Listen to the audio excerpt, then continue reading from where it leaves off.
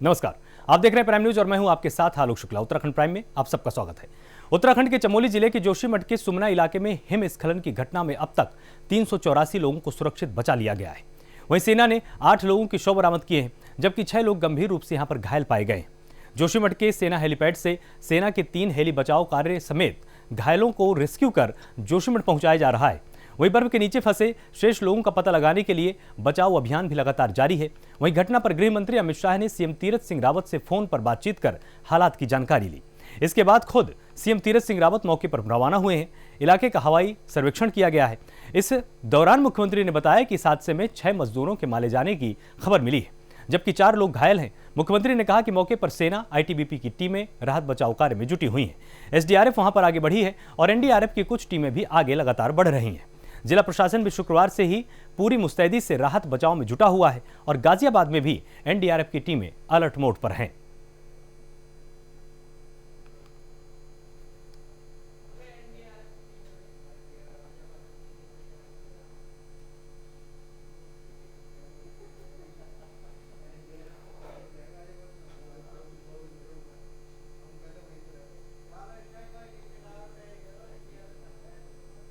जोशीमठ के सुमना इलाके में हिमस्खलन की घटना में सेना ने बीआरओ के 7 घायल मजदूरों को रेस्क्यू किया और आर्मी हॉस्पिटल जोशीमठ में भर्ती कराया, जिसमें राय बोंडाला जिनकी उम्र 30 साल, अनुज कुमार उर्फ 18 साल और फिलिप बॉन्ड उम्र 21 साल, कल्याण उम्र 40 साल, मंगलदास उम्र 33 साल, संजय उम्र 25 साल और महेंद्र मुंडा उम्र 41 साल इसमें शामिल है। तो उत्तराखंड के चमोली में ग्लेशियर टूटा, 7 घायल मजदूरों को यहां पर रेस्क्यू किया गया। आर्मी हॉस्पिटल में इनको भर्ती कराया गया है।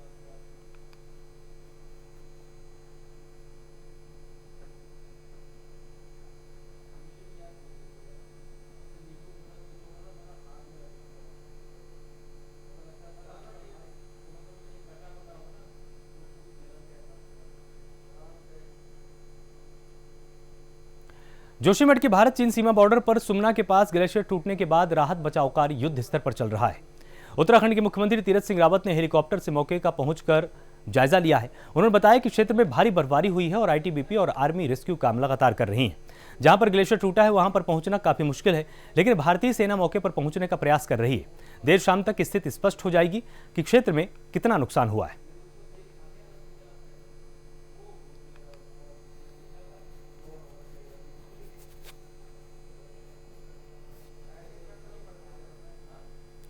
तो युद्ध स्तर पर लगातार बचाव कार्य जारी है। लगातार आप तस्वीरों में देख सकते हैं कि किस तरह से यहां पर भारी नुकसान हुआ है, भारी विपत्ति रही।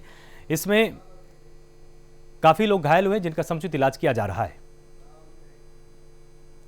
राष्ट्रीय पंचायती राज दिवस के मौके पर प्रदेश की 10 पंचायतों को पीएम मोदी द्वारा राष्ट्रीय पंचायत पुरस्कार से सम्मानित किया गया।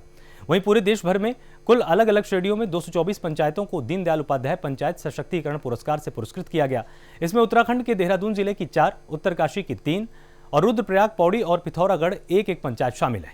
इस बार कोरोना संक्रमण की वजह से पीएम ने इन पुरस्कारों को वर्चुअल तरीके से वितरित किया है। इतना ही नहीं, पुरस्कार पाने वाले इन पंचायतों को 5 लाख से 50 लाख तक के पुरस्कार राशि भी हस्तांतरित की गई है।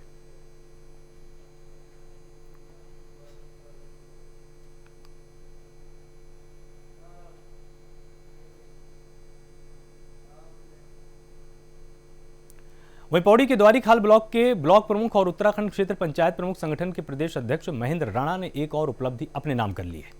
उनके ब्लॉक प्रमुख रहते हुए तीसरी बार भारत सरकार की ओर से उनके ब्लॉक को पंडित दीनदयाल उपाध्याय पंचायती राज सशक्तिकरण पुरस्कार से नवाजा गया। दरअसल पंचायती राज दिवस के मौके पर जिलाधिकारी पौड़ी कैंप कार्यालय में वीडियो कॉन्फ्रेंसिंग के माध्यम से पीएम मोदी द्वारा उनके ब्लॉक को यह पुरस्कार दिया गया है। तो पंचायती राज सशक्तिकरण पुरस्कार से सम्मानित किया गया। तीसरी बार पीएम मोदी ने यहां पर सम्मानित किया है।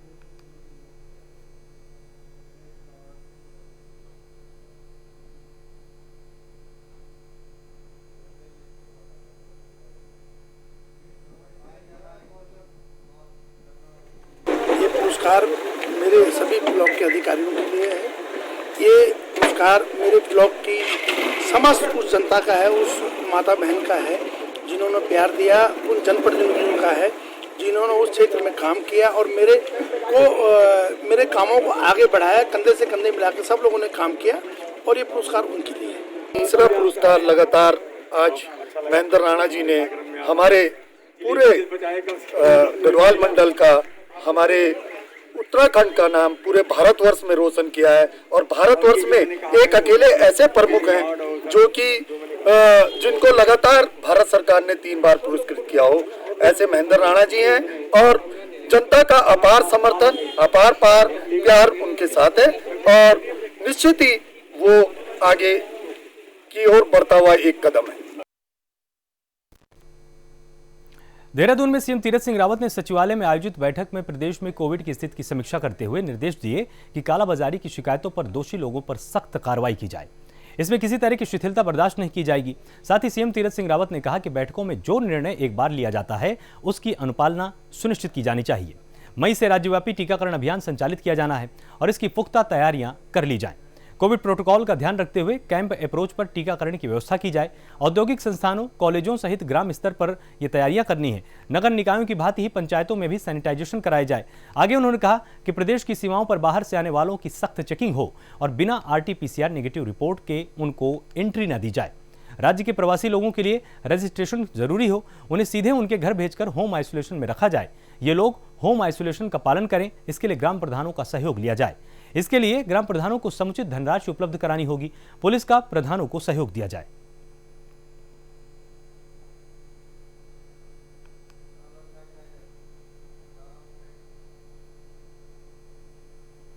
कोरोना के बढ़ते मामलों को देखते हुए सरकार की ओर से सैनिटाइजेशन का काम कराया जा रहा है। इसी के तहत देहरादून में जगह जगह सैनिटाइजेशन का कार्य किया गया। इस दौरान पार्षद कमली भट्ट ने अपने क्षेत्र में नगर निगम की टीम के साथ मिलकर सैनिटाइजेशन का कार्य किया। सभी घरों और गाड़ियों को भी यहां पर सैनिटाइज किया गया है। देहरादून में आप तस्वीरों में बिल्कुल साफ तौर पर देख सकते हैं कि जगह जगह पहुंचकर सैनिटाइजेशन किया गया है ताकि कोरोना वायरस की चैन को तोड़ा जा सके।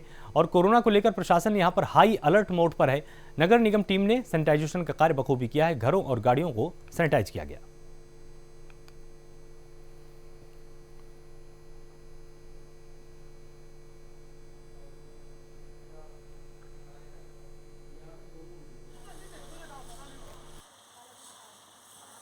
कोरोना जो महामारी जो प्रकोप बढ़ रहा है, निरंतर बढ़ रहा है, इसको देखते हुए हम लोग निरंतर कार्य कर रहे हैं। क्षेत्र में कोई दिक्कत ना हो, सभी से मेरा आग्रह है कि मास्क पहने और जो भी कोविड-19 की गाइडलाइन है उस पर आप लोग ध्यान दें और अपने आप को सुरक्षित रखें। मैडम, अस्पतालों में किस तरीके की व्यवस्था सरकार ने करी है, आपको लगता है कि पर्याप्त है?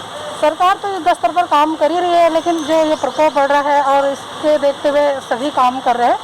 और मतलब व्यवस्थाएं तो थोड़ा सा कम है ही, लेकिन अब जब जैसे आर्मी हॉस्पिटल में बढ़ा दिया गया है और कई चीज़ें सरकार अपनी तरफ से पूरे युद्ध स्तर पर काम कर रही है। ठीक है। धर्मनगरी हरिद्वार में लगातार कोरोना मरीजों की संख्या बढ़ती जा रही है और हालात काफी नाजुक नजर आ रहे हैं। आलम यह है कि अस्पतालों में बेड पूरी तरह से फुल हो चुके हैं और इसी के चलते मरीजों को देहरादून या ऋषिकेश एम्स में रेफर किया जा रहा है। वहीं हरिद्वार में बद से बदतर हो रहे हालात को लेकर हरिद्वार मेयर अनीता शर्मा ने कांग्रेसी कार्यकर्ताओं के साथ मिलकर विरोध प्रदर्शन किया है। आरोप लगाया कि हरिद्वार में बड़ा हॉस्पिटल बनाने के लिए नगर निगम द्वारा 70.5 एकड़ भूमि देने के बावजूद भी अब तक काम शुरू नहीं किया गया। इसी कारण हरिद्वार में कोरोना काल में लोगों को इतनी परेशानी उठानी पड़ रही है।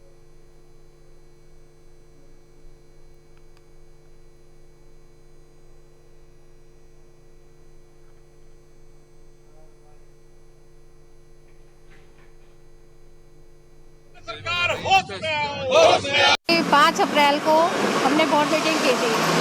बोर्ड मीटिंग में ये प्रस्ताव पास हो गया था कि ये जहाँ पे ज़मीन जगदीशपुर में है यहाँ हॉस्पिटल बनेगा। डीएम साहब ने कहा था 1.5 महीने में बन जाएगा मैडम। अब देखो पहले भी कितना कोविड हो रखा था और अभी आप देखिए पूरा शहर में कोविड में है और यहाँ हॉस्पिटल को कोई एक बेड तक नहीं बना हुआ है। कहाँ जाए जनता, बताइए, बेचारी गरीब आदमी है, कहाँ जाए।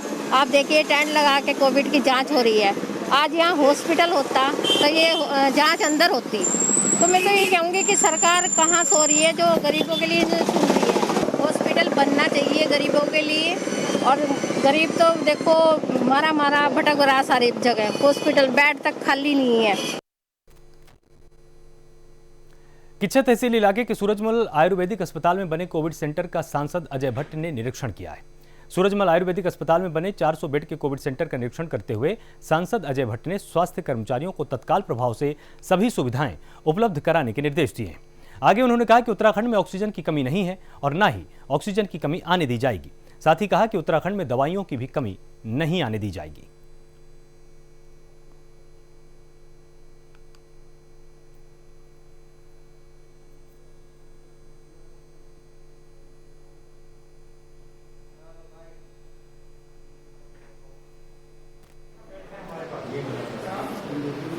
सेंटर का निरीक्षण इसलिए किया कि व्यवस्थाएं कैसी हैं। कल को हमारे पेशेंट जैसे यहाँ आ रहे हैं नॉन सिम्टोमेटिक, उनके लिए रहना, उनके भोजन की व्यवस्था, दवाइयों की व्यवस्था, ऑक्सीजन की व्यवस्था, तो ये सारी चीज़ों को पहले देखना है, कोई अव्यवस्थाएं न हो।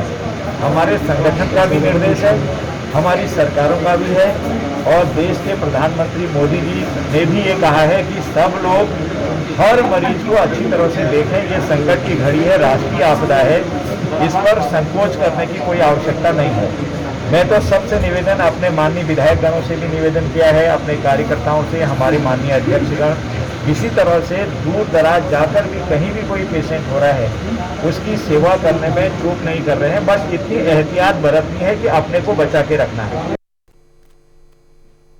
रुड़की में आम आदमी पार्टी ने प्रेस वार्ता कर सभी लोगों को कोरोना प्रोटोकॉल के पालन करने की हिदायत दी है। साथ ही लोगों से अपील की है कि घर से बाहर ना निकलें। साथ ही उन्होंने सिविल अस्पताल के सीएमएस संजय कंसल को दिए गए बयान पर पलटवार करते हुए कहा कि रुड़की अस्पताल में पिछले 1.5 साल से धूल फांकते वेंटिलेटर के बयान पर उनका जवाब बहुत ही शर्मनाक है। इस मामले में सरकार और अस्पताल प्रबंधन को सही कदम उठाते हुए जल्दी ही वेंटिलेटर की सुविधाएं यहां पर उपलब्ध करानी चाहिए, क्योंकि इस वक्त कोरोना से हर आदमी बेहाल है।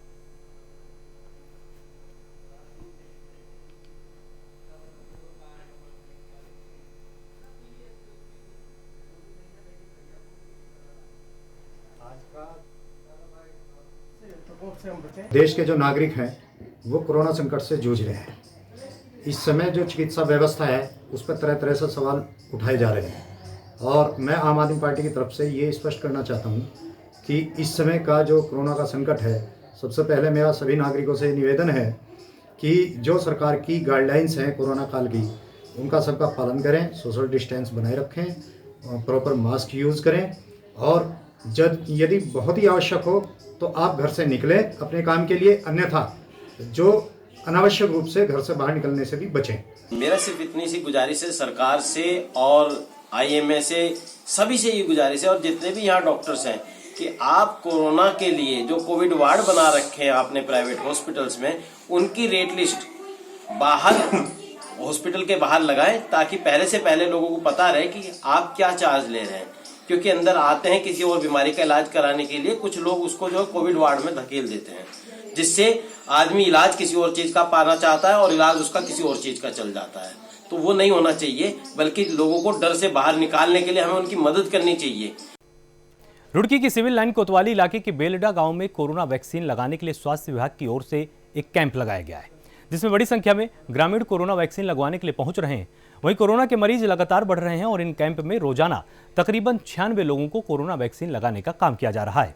ये कैंप लगातार जारी रहेगा और लोगों से यहाँ पर स्थानीय प्रशासन ने अपील की है कि आप आइए और यहाँ पर कोरोना वैक्सीन जरूर लगवाइए, क्योंकि कोरोना की चैन को इसी तरह से तोड़ा जा सकता है।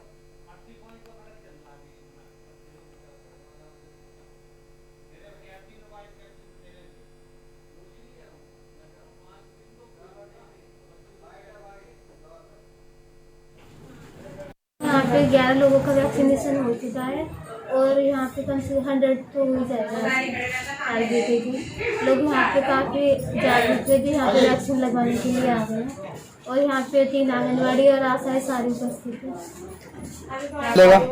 सर ये हमारा टाइम मॉर्निंग 9 बजे से शाम के 5 बजे तक चलेगा और 5 बजे के बाद अगर कोई लाभार्थी लगवाने का इच्छुक है तो हम उसके बाद में लगवाएंगे।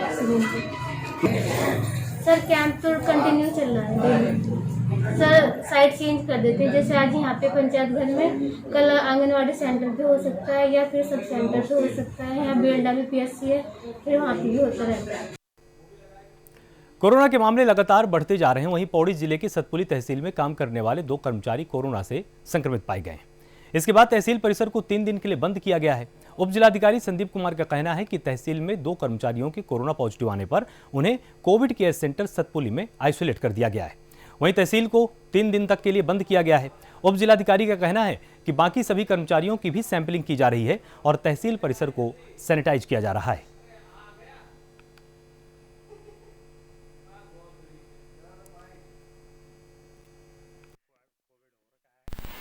तहसील सतपुली में काम करने वाले 2 कार्मिक रजिस्ट्रार कानूनगो श्री सुरेंद्र सिंह जी तथा नायब नाजिर श्री राज कपूर गोसाई कोरोना पॉजिटिव पाए गए हैं। उन दोनों को डीसीसी सतपुली में आइसोलेट किया गया है तथा हमने संपूर्ण तहसील कर्मचारियों की सैंपलिंग करा दी है तथा उनकी कॉन्टैक्ट ट्रेसिंग भी चल रही है। अगले 3 दिनों के लिए तहसील को बंद किया गया है तथा तहसील को सैनिटाइज किया गया है। मेरी जनता से यही अपील है कि वो कृपया मास्क का प्रयोग करें, हाथों को सैनिटाइज करें तथा 2 गज की दूरी का पालन करें। हल्द्वानी में कोरोना के हालात लगातार बिगड़ते ही जा रहे हैं। शहर के अधिकतर निजी अस्पतालों को कोविड अस्पताल में तब्दील किया गया है। ऐसे में आने वाले दिनों में हालात और न बिगड़े, इसको देखते हुए जिला प्रशासन और स्वास्थ्य विभाग ने हल्द्वानी के मिनी स्टेडियम को कोविड अस्पताल बना दिया है, जहां 200 बेड तैयार किए गए हैं। एसडीएम विवेक राय ने बताया कि कोविड मरीजों की बढ़ती संख्या को देखते हुए मिनी स्टेडियम में 200 बेड का अस्पताल बनाया गया है, जिसमें 75 बेडों को ऑक्सीजन प्लांट के साथ जोड़ दिया गया है। जरूरत पड़ने पर अन्य बेडों को भी ऑक्सीजन के साथ जोड़ा जाएगा।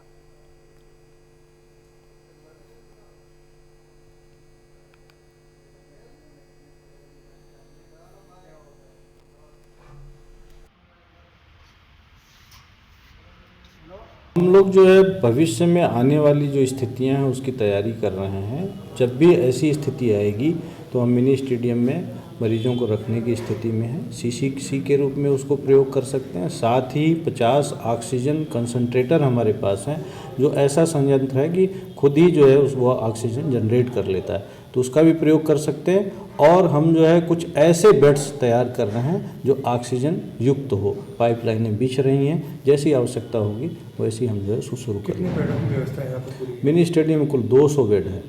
200 बेड में आवश्यकता अनुसार उसको ऑक्सीजन बेड में तब्दील करेंगे हम। फिलहाल हम जो है 50 बेड ऑक्सीजन कंसंट्रेटर के रूप में और 25 बेड ऑक्सीजन युक्त सिलेंडर युक्त पाइपलाइन से जोड़ते हुए उस रूप में। इसके अलावा प्राइवेट कालाढूंगी की राजकीय बालिका इंटर कॉलेज कोटाबाग में 13 छात्राओं समेत 15 लोग कोरोना पॉजिटिव पाए जाने से इलाके में हड़कंप मच गया। बता दें कि कुछ दिन पहले 4 टीचर्स की कोरोना रिपोर्ट पॉजिटिव आई थी, जिसके बाद सामुदायिक स्वास्थ्य केंद्र की टीम ने कॉलेज के 162 छात्राओं और टीचर्स के सैंपल लिए थे, जिसकी रिपोर्ट आने के बाद 13 छात्राओं और 2 टीचर्स की रिपोर्ट पॉजिटिव आई। सभी संक्रमितों को होम आइसोलेट कर दिया गया है।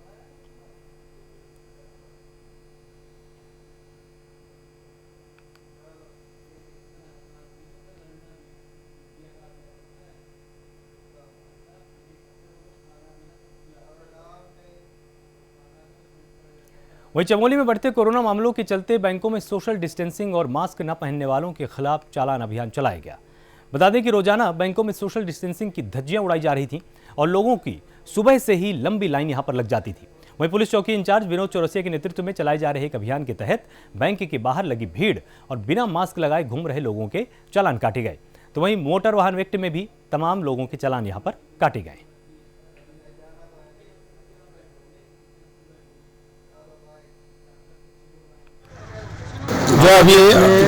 भारत देश में कोरोना बहुत तेज़ी से बढ़ रहा है, तो इसमें केंद्र सरकार और राज्य सरकार द्वारा गाइडलाइन है कि सभी लोग मास्क लगाएं और सोशल डिस्टेंसिंग का पालन करें, जिससे जो कोरोना महामारी है इससे बचाव करने में हमको मदद मिले। बैंक में बहुत से लोग सोशल डिस्टेंसिंग का पालन नहीं कर रहे हैं, उनको एहतियातन बताया भी गया था कि आप सभी लोग सोशल डिस्टेंसिंग का पालन करें, लेकिन जिन व्यक्तियों के द्वारा सोशल डिस्टेंसिंग और मास्क का उल्लंघन किया गया है। कोरोना संक्रमण को रोकने के लिए टिहरी जिले के सभी तरफ से होने वाली आवाजाही की जगहों पर चेक पोस्ट बनाई गई है। जिले में 12 चेक पोस्ट बनाई गई है, जहां पर जांच के बाद ही आवाजाही करने दी जा रही है। राज्य से बाहरी व्यक्ति को आरटीपीसीआर नेगेटिव रिपोर्ट दिखाने के बाद ही प्रवेश दिया जा रहा है। जिले के जो प्रवासी लोग प्रवेश करना चाहते हैं उनकी सैंपलिंग और थर्मल स्कैनिंग की जाती है। इसके साथ ही जिले में प्रवेश पाने वाले लोगों का डाटा इकट्ठा किया जाता है। टिहरी के जिलाधिकारी इवा आशीष श्रीवास्तव ने कहा कि जरूरत के हिसाब से लोगों को होम आइसोलेट या फिर संस्थागत क्वारंटीन किया जा रहा है। उन्होंने कहा कि सरकार की तरफ से जारी सभी गाइडलाइंस का पालन किया जाता है। 12 चेक पोस्ट पोस्ट जिले में बन गई है, जिसमें हम लोग बाहरी राज्यों से आने वाले लोगों को बिल्कुल भी अगर उनके पास RT-PCR नेगेटिव रिपोर्ट नहीं है तो उनको आने हम नहीं दे रहे हैं। लेकिन जो ऐसे जनपद के वासी जो प्रवासी हैं और दूसरे राज्यों में रह रहे हैं, उनको हम बॉर्डर पे सिर्फ उनके इन्फॉर्मेशन ले रहे हैं और ज़्यादा से ज़्यादा मात्रा में हम ये कोशिश करें उनकी टेस्टिंग हो जाए। जो टेस्टिंग से छूट जा रहे हैं बॉर्डर पे, उनका हम डेटा कलेक्ट करके वो आपदा कंट्रोल रूम के पास आ रहा है और आपदा कंट्रोल रूम के माध्यम से फिर हम ये पूरा हमारा ये प्रयास है कि हम उनको होम क्वारंटीन उनका मॉनिटर हो। अगर होम क्वारंटीन की फैसिलिटी उनके पास उपलब्ध नहीं है तो हम इंस्टीट्यूशनल भी फैसिलिटी क्रिएट करें। रुड़की की गंगनहर कोतवाली इलाके में बेखौफ बदमाशों का कहर देखने को मिला है, जहां बदमाशों ने दिन दहाड़े एक युवती की हत्या कर मौके से फरार हो गए। बताया जा रहा है कि दोपहर दिन दहाड़े कृष्णानगर में 3 बदमाशों ने घर में घुसकर एक युवती की गला रेतकर उसको घायल कर दिया और परिजन युवती को घायल अवस्था में एक निजी अस्पताल लेकर पहुंचे, जहां चिकित्सकों ने उसे मृत घोषित कर दिया। मौके पर पहुंची गंगनहर कोतवाली पुलिस ने शव को कब्जे में लिया है और आगे की कार्रवाई में जुटी हुई है।